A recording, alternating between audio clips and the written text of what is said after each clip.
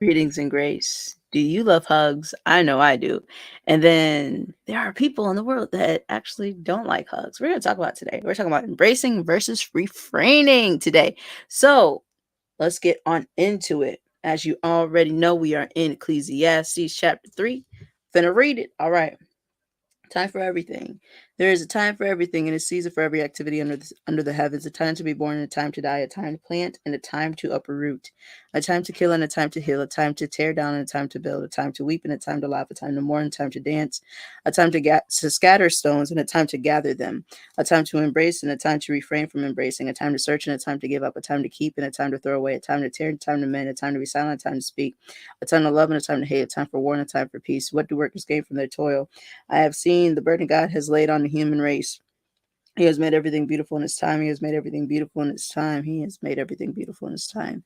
You know, and in order to see the beauty in every moment, that requires a level of serenity, a level of peace, and a level of patience. So, love to encourage you guys with that real quick. And he has also set eternity into the heart, into the hearts of men, to the human heart. Yet no one can fathom what God has done from beginning to end.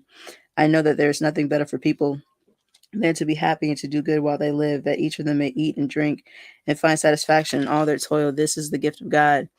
I know that everything God does will endure forever. Nothing can be added to it and nothing taken from it. God does it so that people will fear him. Whatever is has already been, and what will be has been before. And God will call the past to account. And I saw something else under the sun. In the place of judgment, wickedness was there. In the place of justice, wickedness was there. I said to myself, God will bring into judgment both the righteous and the wicked, for there will be a time for every activity, a time to judge every deed.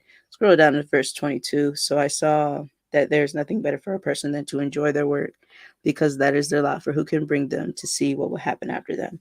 All right, so today we are talking about embracing versus refraining, and specifically, more specifically, we are talking about hugging, right? And so right, part of that is emotional cues, excuse me, and we're going to talk about the science of hugging as well, of why hugging is important, and also the fact that you got to give people time. Some people need time. So we're going to look up embrace, free dictionary, freedictionary.com, thefreedictionary.com. To clasp or hold with close with the arms, usually as an expression of affection. To surround or enclose, to include or contain as part of something broader. To adopt or support willingly or eagerly. To avail oneself of. Affection, right? An enclosure or circlement, a hug, encirclement, eager acceptance. And then we're going to look at refrain. So, refrain, to hold oneself back, forbear from doing something. So, like, refrain from swearing. Y'all know I've been working on that. All right. So a phrase, a verse, or a group of verses repeated. Okay, yeah, that's okay. Throughout a song or a poem, especially at the end of each stanza. And so song, talk about melody, to abstain, things like that. And so the reason why I instantly went to, I felt in my heart to go instantly to hugging and like emotional cues is because I think that a lot of the times we've all experienced moments where we wanted to be hugged, and we've all experienced moments when we didn't want to be hugged. And it's important for the people in our lives and also ourselves, right? That's self-awareness. But it's also important for the people in our lives to also be able to be aware as well, to know when is a good time, things like that. Something that we all, we gotta look at. We all gotta look and learn about. All right. So I am on brainfodder.org, and it's talk about the science of hugging. I like that. So I'm gonna read. It talks about the six evidence-based reasons to hug someone now. So this is November. This was released last year, 2022. Hugs are like drugs, scientists say. Here are six amazing effects hugging has on your body and brain. So it protects you against stress and infection. It can lower Hugging can lower blood pressure. Hugging may alleviate your deepest fears. Hugging releases emotionally positive brain chemicals. Hugging can lower your heart rate, and hugging gives the little ones a good start in life. How sweet is that? And it goes deeper into all of these things. So I would love to encourage you guys to take a look at it. In fact, one of the things that I was taught was that, you need 7 to 8 hugs a day, to just, be healthier, just emotionally healthier. So, oh, I like this. It talks about don't like hugging. Hugging doesn't come naturally to us all. In fact, some countries like the US and UK have a cultural fear of hugging. With everything with technology, I could definitely see more of that coming.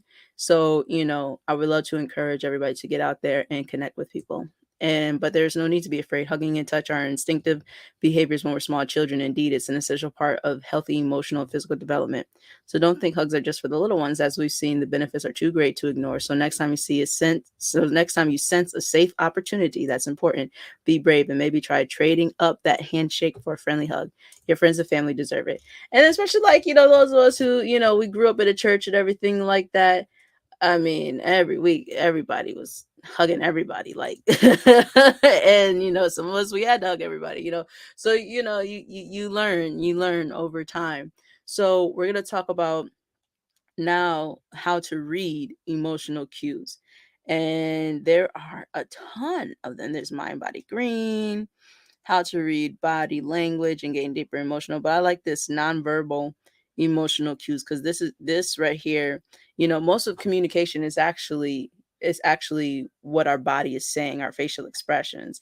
It's not necessarily what we say, but it's how we're presenting what it is that we're saying a lot of times. And a lot of times, even without actually speaking, we are saying something. Ooh, I'm loving the purple and the blue. This is one of my favorite blues. But like, okay, back in the day, I don't know if y'all remember. Back in the day, Priceless Faith Productions, I had, what I'm saying, this purple and blue going. Okay, so this is IFIOQUE.com.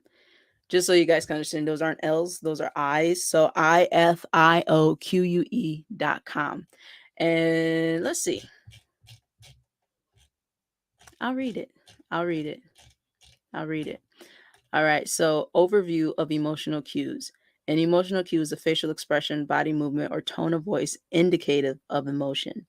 Some obvious emotional cues are making a fist when angry, dropping your jaw when surprised, or clearing your throat when you are not sure of something. Though there is a rich vocabulary in verbal language regarding emotions, words are often less trustworthy than nonverbal signs. The words we use to describe emotions are conventional and cannot really capture the emotions, which are spontaneous, usually unintentional, involuntary, and unconscious. This was by Gibbons in 1999. The face is the most informative channel for expression emotions. Some of us are more expressive than others. Some of us, we can in fact wear our emotions on our face, and then sometimes you learn, like, what, let me not give it away, or you try to work on it. So that what they call the poker face or whatever. But there's a lot to it. Gestures and postures and bodily movements are the second channel for emotion. They are, however, less informative than the face. People do not always display the emotional expression that corresponds to their emotional state. That's true. There are display rules governing which emotion may be expressed, and there are often very good reasons for not showing what one is feeling. In general, however, it is quite difficult to control emotional expression, even impossible to control some aspects of it, like pupil dilation and perspiration. Emotions are recognized from a whole pattern of nonverbal signs, which are usually consistent with each other and also with the expectations created by the context. They provide information about intensity and about the tense versus the relaxed dimension.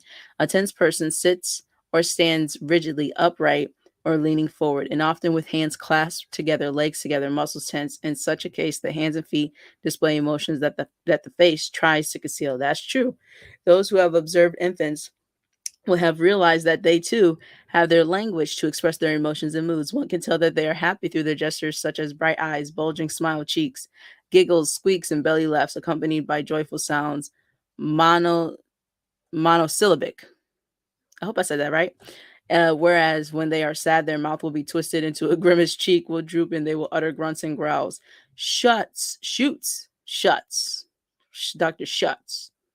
Dr. Schutz, 1958, suggests that psychological attitudes affect body posture and functioning. He cites Dr. Ida Rolf's speculation that emotions harden the body into set patterns. That's real. For instance, a person who's constantly unhappy develops a frown as a set part of his physical makeup, while an aggressive one who thrusts his head forward develops this as a set posture. Wow.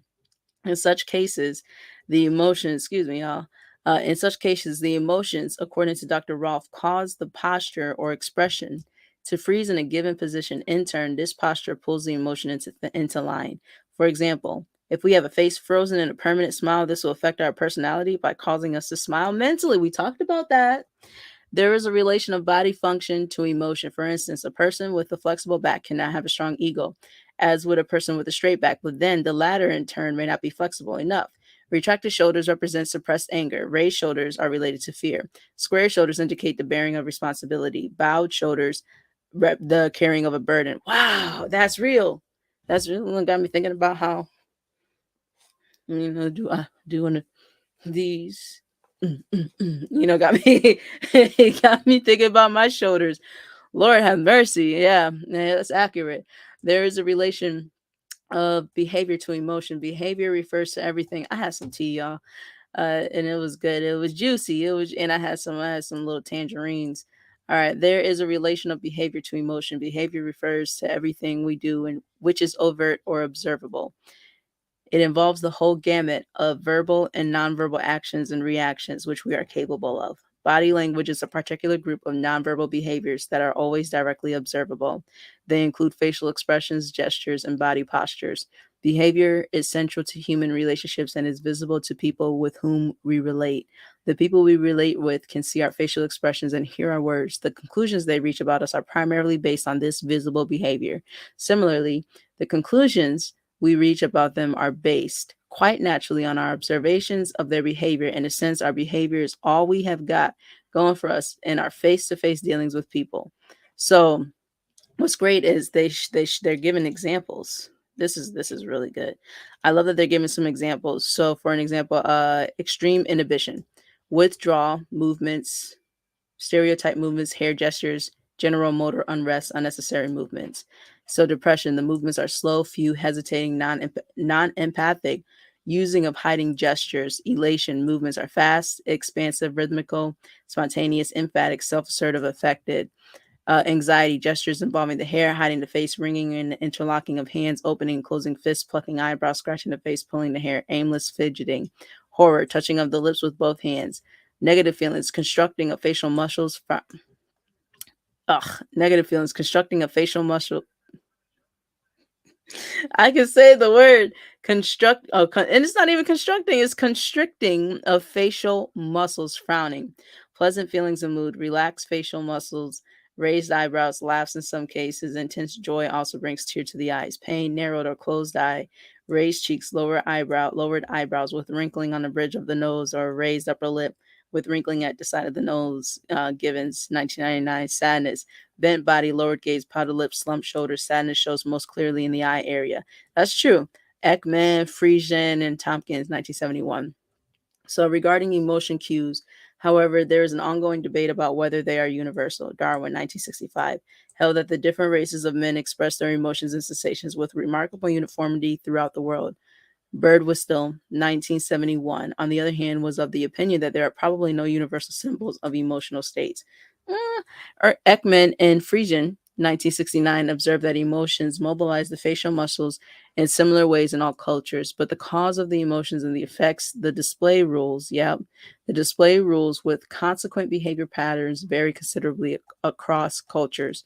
So they talk about different ways, like, wow, look, okay, so they've got communication skills, communication barriers, overcoming these barriers, and they're giving nonverbal communication, paralinguistic communication, language skills. I love this. So like they're just like really giving a whole lot. Wow, you can really pick each one. You can learn about body language. I like this. This is a cute site. I like it a lot, and I love the the the bookshelf in the back. I'm loving that.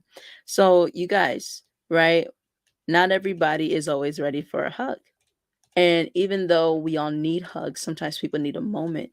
Not only that, you also want to make sure that you have built up that sense of invitation, that sense of welcome, that sense of, you both having that amount of, trust to hug, because that is something that is intimate. There are different types of hugs. There's they call it the church hug. Do one of those. Some people pat, some people, they hit you with the dap into a hug, and some people, they'll hug and hold you tight. There's all different types of hugs, and then there's the friendly side hug. There are so many different types of hugs, and I just want to encourage you not only to hug more, but also pay attention to those who may not be ready to hug, and then lift them up in encouragement. Give them a high five if they want a high five, and some people, they simply don't want that because they're not ready for that, and that's okay too. So show love, be kindness. There's you can verbally hug. You were like sending hugs your way and toss that joint, or sending much love your way, and then leave it at that and let it go. But I really want to encourage you guys to start thinking about, becoming more emotionally aware, right? Emotional awareness, that social cues, those things matter. Those things aren't really taught, which is wild, because that would really help a lot of people just start to understand. I know myself, there was a lot of it that I had need to learn myself, growing up. And I didn't really understand too much until way later. And I'm an adult now. I've been an adult, what? Ooh. Your girl, I'm 31. I'm 31. 31 minus 19. So 18. 18. Oh my God. 18 plus 8. No, 18 plus 18 is 36. No, no, no, no. 20 plus, okay, 12 years. 12 years. 28, 28 plus 3, 10, 13 years. My Lord. I've been an adult for 13 years, and it took me 13 years to get the math. It took me 13 years to get the math on that. Lord have mercy. But I just want to encourage you guys that, these are the things that help build true sustainability, and they help cultivate healthier communication, healthier relationships, healthier connections, healthier bonds, just healthier. And that's what you really want out of life. So I just want to encourage you guys, because the Bible tells us, there's a season and a time for refraining and embracing from refraining. A time to embrace and a time to refrain from embracing. Not every moment needs a hug, and not every moment needs a refraining from hugs. So be encouraged, spread more love, be more kinder, pay attention to emotional cues, and then even ask permission. Ask permission, be like, hey, are you okay? Would you like a hug? I'll share a story. And this was around the time some people, some young adults, I mean, like, they were in high school. They lost their lives, and it affected my hometown, because it was a group of 5 kids. You know what I'm saying? They're young adults, seniors, and then a couple, just a couple older. And you know family friends. I knew one of them, and they lost their lives in a car crash, and it was wild and everything like that. And four out of five of the kids, they ended up passing away. And I remember picking up my younger cousin. I think she was in like maybe second or third. My Lord, times are moving quickly. So she was young. So she was still in like elementary school. And I noticed, there was a woman in the car not too long, because like everybody could feel it. The whole entire town could feel it. And, I was like, I think she needs a hug, and I was with my grandmother, and I was like, hey, can you stick this out the window? I wrote a note. I was like, do you need a hug? And then I was like, can you stick this out the window? Because she's on your side. And my grandmother didn't do it. And I'm like, oh my gosh, that day. And I was like, all right. So I got out the car, and, I asked her, I said, do you need a hug? And, she said, she started crying, and she just shook her head, yes. And I hugged her. I'm getting emotional thinking about it. But, that was a moment. And I've learned that throughout my adult life, that especially during moments of, loss, those hugs are those man, whether you're giving them, whether you're receiving them, they are very, very weighty. And if you are the person that's giving it, know that that's extremely valuable, especially when you're on, the other side of that. And then vice versa, because those things are hard. The older you get, the more you do end up losing people, especially people that you love. And yeah, it's not fun. I'm not a fan of funerals because, like, when I had moved back to Mass, for some years and everything like that, it was like every time I was turning around, somebody I knew, was leaving this earth, and it was rough for a very long time. And I was like, yeah, I can't do it anymore right now. And family and friends, and I'm like, yo, this joint's wild. And so I just want to encourage you guys to know that if you are, the giver in that situation, know that it matters. What you do matters. And, sometimes people need that more than not, more than sometimes. A lot of people need that. And so make sure that you're on the healthy side of that. And, to be honest, I think a lot of the world needs a hug, and they need a hug from someone they can feel safe with. So make sure that if you are looking for hugs, make sure it's a safe person, because people can swap spirits and people got some stuff on them, and you want to protect your being. You know what I'm saying? You want to protect your heart, because that's important. And so, for those of you who are givers, those of you who are healers, make sure you are not pouring from an empty cup, and make sure you're still protecting your spirit as well. Because even then, you're taking on someone's emotions. At that moment in time, it is that can in fact be very, very heavy, but it's what they need in that moment in that time to help them heal. So to refrain from getting super emotional, I just want to encourage you guys to think about that. Be the person who loves on people. Be the person who encourages others to be healthier about these situations. All right. Thank you so much for tuning in. God bless. You are amazing.